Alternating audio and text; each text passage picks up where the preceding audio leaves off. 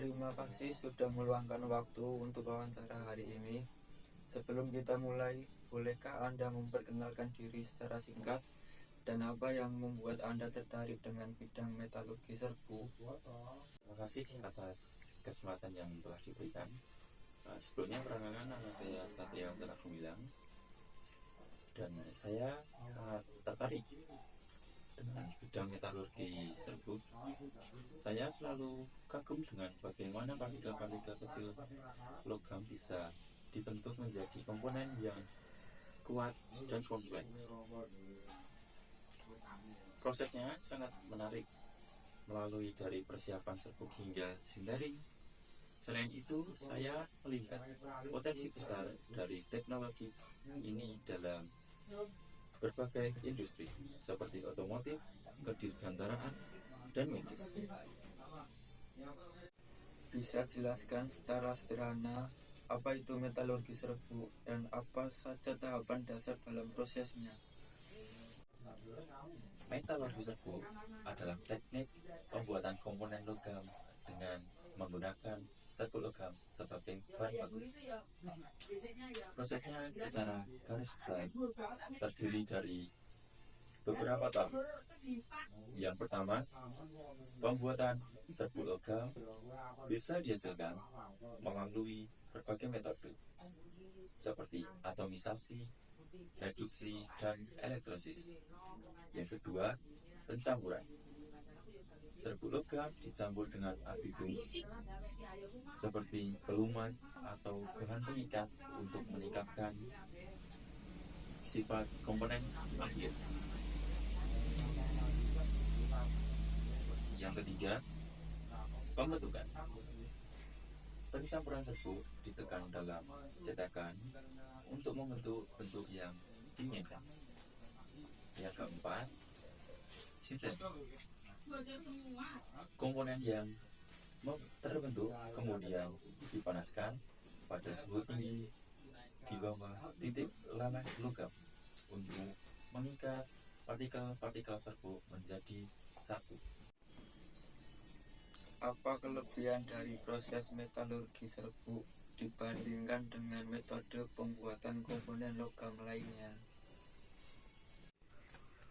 Metalurgi serbuk memiliki beberapa kelebihan, antara lain 1. Efisiensi material. Minimnya material yang terbuang karena bentuk komponen bisa dibuat sangat presisi. Yang kedua, sifat material yang bisa disesuaikan dengan mengontrol ukuran partikel, komponen serbuk, dan parameter sintering. Kita bisa menghasilkan komponen dengan sifat mekanik, fisik, dan kimia yang spesifik. Yang ketiga, pembuatan komponen kompleks. Metalurgi serbu memungkinkan pembuatan komponen dengan bentuk yang rumit, pori-pori, atau gradien komposisi yang sulit dicapai dengan metode konvensional. Yang keempat, produksi komponen dan shape. Komponen bisa dihasilkan dengan bentuk akhir yang diinginkan, sehingga meminimalkan proses machining. Menurut Anda, apa tantangan terbesar dalam penerapan metalurgi serbu di industri? Tantangan utama dalam metalurgi serbu adalah biaya produksi yang masih relatif tinggi dibandingkan dengan metode konvensional. Selain itu, kendala kualitas pada sintering perlu ditingkatkan untuk memastikan konsistensi sifat komponen tersebut. Bisa berikan contoh aplikasi metalurgi serbu dalam industri yang Anda minati? Salah satu contoh yang menarik adalah penggunaan metalurgi serbu dalam industri otomotif.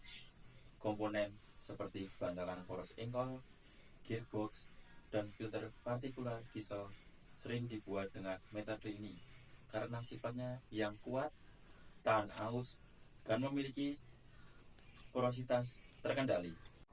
Bagaimana Anda melihat perkembangan teknologi metalurgi serbu di masa depan?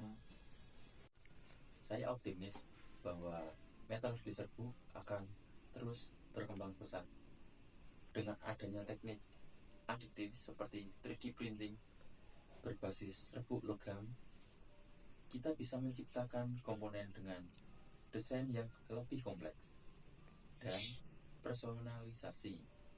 Selain itu, penggunaan material baru seperti serbuk logam ringan dan serbuk komposit akan membuka peluang aplikasi yang lebih luas.